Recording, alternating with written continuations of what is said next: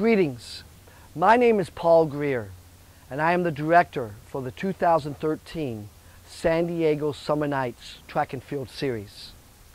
Our grassroots approach provides this summer series a friendly and fun atmosphere for all ages, levels, and abilities to enjoy and participate in. This series creates a community atmosphere, and what happens and develops from that is a spirit of good sportsmanship and friendship with one another. You do not have to be asleep to have a dream, and by joining us this summer, your track and field dreams will be met here at our 2013 San Diego Summer Nights Track and Field Series. I hope to see you there.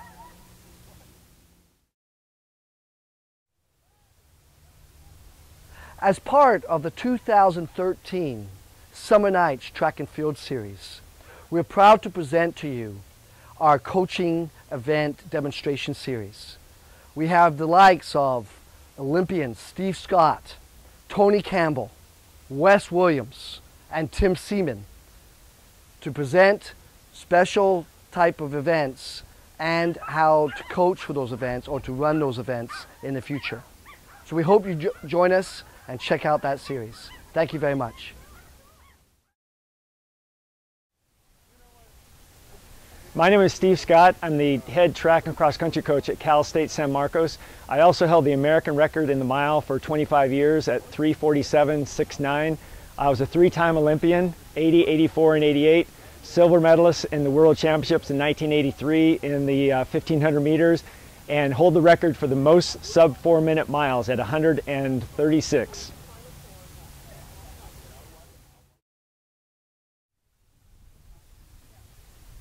What if somebody told you that you could improve your performance and it had nothing to do with doing more mileage or harder mileage? You'd be all for it, wouldn't you?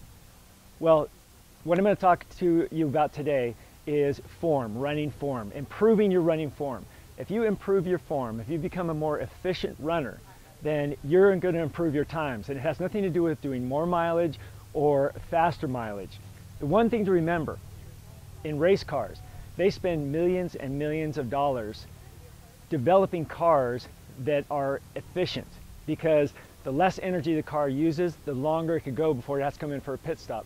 Heck, even look at 18-wheel trucks. They have a hood over the top of the cab, which gets the air to go over the top of the cab instead of hitting it straight on. That improves the mileage of a truck by over 10%.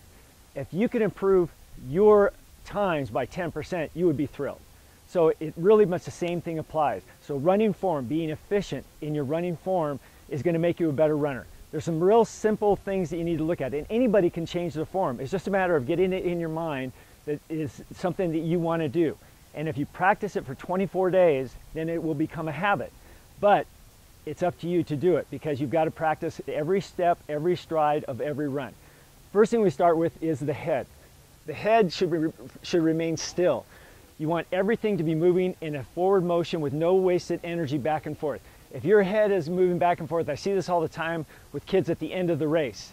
They'll start moving their head like this, thinking that that's going to make them faster, but it actually makes you slower.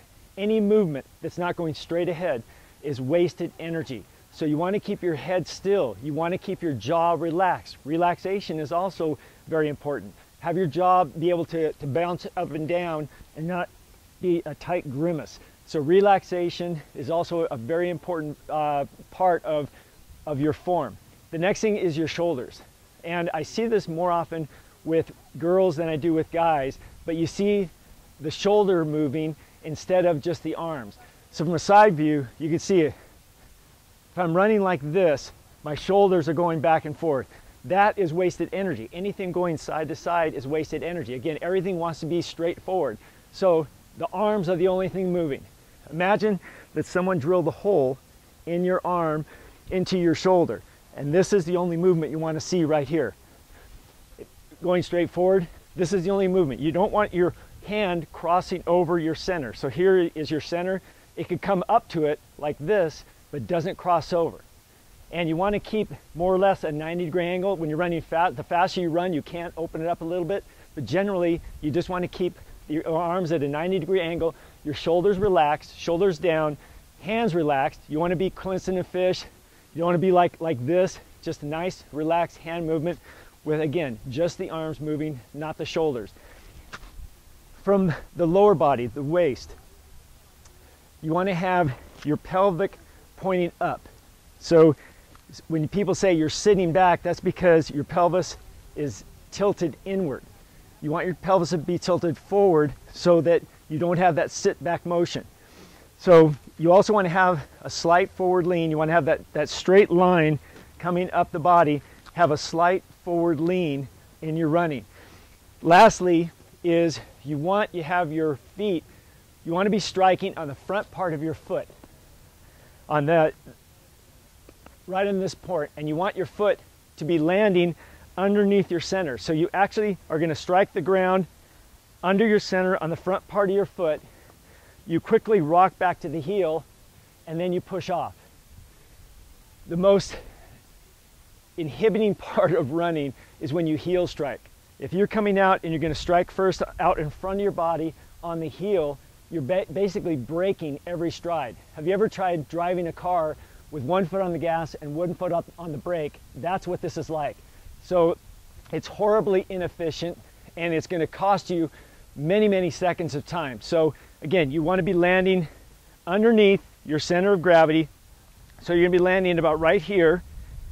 And then as you push off, your heel is going to touch the ground slightly, and then you're going to push off. The other thing to remember is running is not all quads. It involves the glutes, the hamstrings, and the calves. Those are the most strongest muscle you have is the glutes. This backside muscle is the strongest muscle you have. So don't forget that as you are coming through your stride, to push off with that back leg. Utilize the backside, your glutes, your hamstrings, and your calves. So in recap, everything wants to be moving in a forward motion. Head still, arms are moving straight ahead, shoulders not moving. Make sure your pelvis is tilted forward, and then you want to be landing on the front part of your foot. Rock back to your heel just slightly. It happens so quickly you don't even know it, and then you push off. If you utilize this form of running, you're going to improve many, many seconds, and again, it doesn't require adding more mileage or harder mileage. You guys take care, good luck to you, and great running.